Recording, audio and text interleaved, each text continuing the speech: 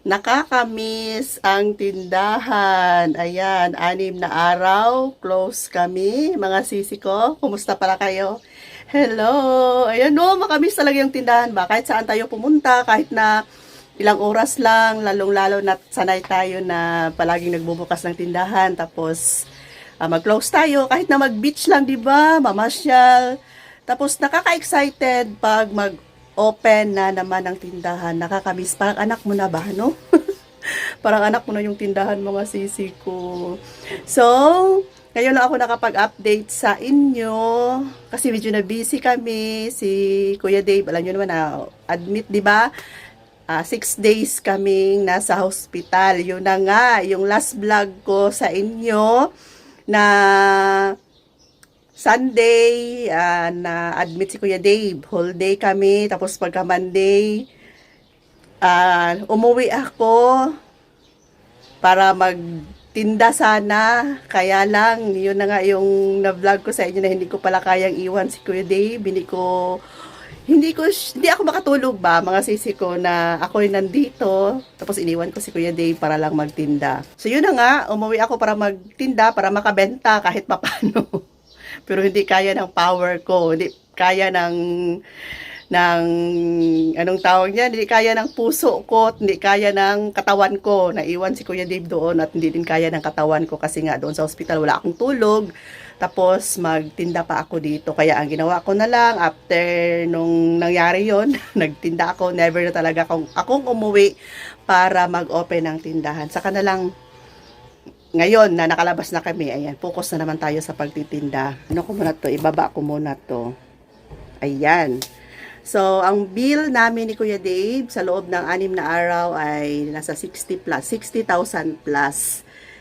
Malaki yung nabayaran namin sa room kasi yung room namin ay large private, 3,500 a day. Doon kami na lakihan talaga. Tapos, i-times mo sa 5 araw, so nasa 21,000 yung room namin. And sa 60,000, ang nabawas ng PhilHealth ay 18,000. So, the rest ay sa insurance na. Buti na lang may insurance, mga sisi ko, kasi 2 beses na itong pagbalik ni Kuya Dave sa hospital. Last nung February, tapos ngayong month of May, so 2 times. And yun na nga, buti na lang may insurance. Thank you, Lord. Hinto ko na sana ang insurance namin kasi parang nabibigatan ako. Humingi ako ng sign kay Lord na ipagpatuloy ko pa ba ito or mag-stop na kami kasi nga parang nalalakihan ako, mga sisi ko. Malaki na talaga yung quarter namin. Kinausap ko si Kring Kring, sabi ko na maginto na siguro kami sa pagbayad ng insurance. Ayaw pumayag ni Kring Kring. So pinagdasal ko sa Panginoon na Lord, bigyan mo ako ng sign kung ako ba hihinto ba sa pagbayad ng insurance, yung hihinto na kami sa insurance. Ikaw na yung bahala. Maganda talaga pag lahat ng ating mga plano sa buhay ay i-ano natin kay Lord. Parang siya na yung bahala kasi may mga sagot talaga, mga sisi ko. So yun na nga, hindi na sana kami magbayad ngayong quarter kasi ang plan namin, yung ibayad namin sa insurance ay ipunin na lang. At least nasa kamay namin yung pera. So kada gabi nagpi-pray ako na Lord, bigyan mo ako ng sign na itigil o hindi ko itigil yung health insurance namin. Pero kung si Kring Kring ang kausapin ko, ayaw niya talaga kasi malaking tulong ito sa amin. Lalong-lalo na pag ganito yung edad namin, tumatanda na nasa 50 plus na kami. 52 ako, 53 si Kuya Dave. So, lahat na ng mga sakit ay dyan na papasok, sa totoo lang. So, mamaya na lang yung mga sakit-sakit kasi meron din akong i-reveal sa inyo sa self ko, sisi. Ayan, very sad. Good and bad news. Good kasi nakalabas, may bad news kasi may bagong gamot na naman si Ate Rose ninyo, pero laban lang. So yun na nga, hindi kami nagbayad ngayong quarter sana kasi stop ko na. Kasi nalakihan ako, mga sisi ko. So wala lang 1 linggo, yun na nga, nabalik si Kuya Dave sa hospital. Kasi nangyari na rin yung bumalik yung sakit niya sa tiyan. So, syempre, automatic, yun na yung sagot. nabalik si Kuya Dave sa ospital, yun na yung sagot na hindi pwedeng itigil ang insurance kasi hindi natin alam talaga, hindi talaga natin alam kung ano yung darating na mga pagsubok sa buhay. Walang nakakaalam ba? Mas maganda kung prepare tayo. And yung health insurance namin, yun na nga, that is the sign na ipagpatuloy talaga. Kasi bumalik si Kuya Dave sa hospital. At least may insurance, may nakakatulong sa pagbayad ng bill. So, hindi naman gaano kalakihan yung nabayaran namin na bill ni Kuya Dave na umabot ng, nung unang, nung February ay umabot ng 130,000 yun. Kasi, lahat ng procedure like CT scan pala, CT scan, endoscopy, and colonoscopy. So, yun na nga mga sisi ko, no, mas malaki nung last February yung bill namin kasi lahat ng mga procedures ay ginawa kay Kuya Dave. Pero ngayong May, pagbalik namin, mga 3 months lang, hindi na inulit yung procedure like yun na nga, endoscopy, colonoscopy.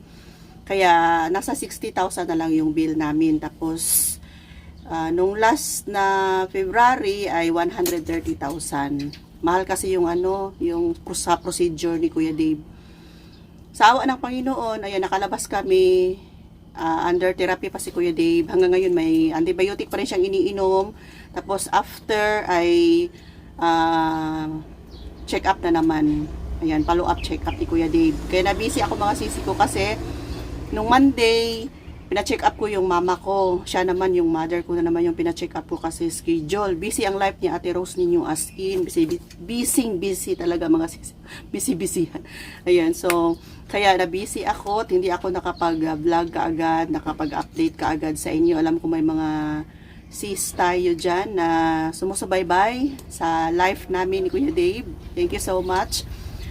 So yun na nga, nagpa-laboratory ako ng nanay ko at sinali ko na rin yung sarili ko kasi sabay na rin kami. Nandito yung mama ko, nag-fasting ako mga sisi ko and dalawa kami nagpa-laboratory. So ang result ng aking laboratory ay chareren, mataas ang aking bad cholesterol. So, ayan, another gamot na naman ni Ate Rose ninyo na dagdagan yung gamot natin. Aside kay Kuya Dave, may gamot siya. Tapos, ako rin, may medication ako ngayon. So, nadagdagan nga yung gamot natin. Kasi tumaas yung HDL ba yun o LDL? Parang HDL yata yung bad cholesterol mga sisi ko. Tapos, dapat sana inumin sa gabi. Kaya lang nagkamali ako. Ininom ko after breakfast. Kaya siguro, first time ko kasing may mga reaction kasi ang gamot. Pag first time pa, nag-a-adjust pa yung ating katawan, parang medyo may kunting hilo-hilo ako mga sisi ko. Kaya, habang maaga pa, ingatan ang ating katawan. Huwag sobrang kain, lalong-lalo na sa mga sugar. Kung pwede pa lang, huwag nang kumain ng mga matatamis, mga karning matataba mga sisiw. Kaya siguro ito yung dahilan na same kami ni Kuya Dave, medyo mataas ang cholesterol kasi mahilig kami sa karni. Ito yung dahilan na nagpapataas ng cholesterol natin, kaya mahirap magkasakit. Bigla lang, akala natin ba healthy pa tayo, di ba? Tapos bigla lang na pagising mo, ganyan na yung mararamdaman mo, like kay Kuya Dave. Ako rin, wala naman din akong na-feel sa sarili ko na parang masama, wala naman, pero buti na lang din naagapan kasi mahirap kasi mga sisi ko pag mataas ang cholesterol. Yun yung dahilan, yung iba ay bigla na lang heart attack kasi pag mataas ang cholesterol mo, magbara yung cholesterol sa ugat. Yun yung sanhi ng may mga nakakilala tayo na biglang na heart attack, bumara sa puso yung cholesterol. So yun yung pinakamahalaga na monitor natin yung ating cholesterol. Tapos sa high blood naman, mataas ang BP, kaya nai-stroke. Mataas ang blood pressure. Kaya pag mataas ang blood pressure, ma-stroke. Pag mataas ang cholesterol, ma-heart attack. Kaya yung dalawa na yan ay ingatan po natin. And especially yung sugar. So, wag tayo mag-alala kung maano natin. Ako, na-worried ako ba? Kasi may gamot na, ayan. Pero, mas maganda kung early pa lang natin ay naagapan na. Kasi yung katulad ng iba, nabigla na lang. Ito sa amin, marami. Heart attack, tumba sa CR. Iba kasi yung heart attack at saka na-stroke. Ang stroke, yung high blood yan. Ang heart attack, yung mataas ang kolesterol. Ngayon ko lang yan nalaman. Bago lang. Kaya buti na lang early pa, nabantayan. Yan, mas maganda na early pa lang ano na natin maagapan ng mga sisig ko. Huwag matakot magpa-check up. Kasi isa din sa dahilan kung pabayaan lang natin ang ating mataas ang ating kolesterol, may high blood tayo, ang iba may mga diabetes. Maraming nagda-dialysis ngayon kasi nasira yung kanilang kidney.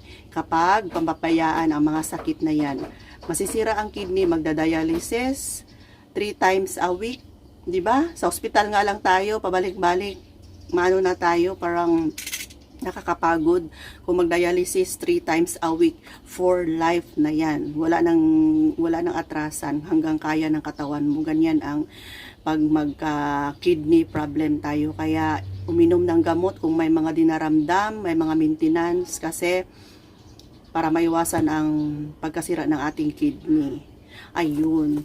So, may item pala akong dumating, nag-order kaagad ako mga sisi ko kasi tinignan ko yung tindahan, di ba hindi ako naka-grocery, marami nang kulang kaya nag-order ako sa grocery. So, buti na lang talaga, lagi kong pabalik-balik na sinasabi, buti na lang may grocery na kahit hindi mo na ako aalis kasi sobrang busy ng aking life ngayon ay may stock pa rin yung tindahan natin, hindi siya magkalbo kasi nga andyan si grocery na mabilhan natin. So worth 5,000 to, especially ito, ayan, 5 kape.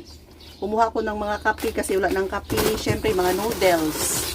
Ayan, mga noodles, mga sisi ko. Ano ko ba itong sa ilalim? Diaper, ayan, ubos na to. Lahat ng na-order ko sa grocery ay ubos na. Ito, mga sito. Wala na rin bentang sito na maliit dito sa amin. And ito, mga chichirya, mga sisi ko.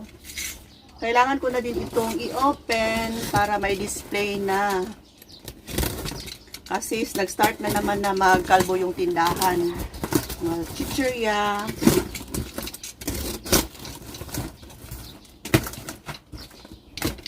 And kung ano yung mga available na items sa grocery. Ayan, mga kilos, piatos. Ayan, chicharon ng mga tuwan. Ayan, ito. So, malaking tulong talaga para hindi magkalbo yung ating tindahan. Ito maliit na box, mabigat ito. Kung ano mang pagsubok sa ating buhay ay harapin natin. Kasi part na to ng ating buhay, ang mga trials. So, habang may buhay, may pag-asa, mga sisi ko. Laban lang tayo sa araw-araw. And pray tayo kay God. And mas maganda kung handa tayo mag-ipon. Habang maaga pa, mas bata-bata pa kayo sa amin. Mag-ipon para pagdating ng panahon na magkasakit tayo, mahirap pag walang wala tayo. Napakahirap. Marami akong kakilala na nag-suffer sila kasi wala silang pangbayad sa ospital. Walang pambili ng gamot. Hanggang ngayon, hindi pa nakalabas ng hospital. Nasa 200,000 na ang bill. Kaya, ingatan natin ang sarili natin. Pero kahit na anong pag-iingat, si Kuya Dim, hindi naman yan umiinom, hindi nagsisigarilyo. Pero dinapuan pa rin ng karamdaman. Kaya mas mabuting handa tayo palagi. So, pasalamat pa rin tayo. Habang may buhay, may pag-asa. Thank you, Lord. And, yun na nga, health is wealth, mga sisi ko. And, mag-ipon habang kumikita pa. Kasi pagdating ng panahon, malaking tulong yan para sa atin. So hanggang dito na lang muna mga sisi ko. Bye for now. Maraming salamat sa pagsubaybay ninyo sa vlog namin.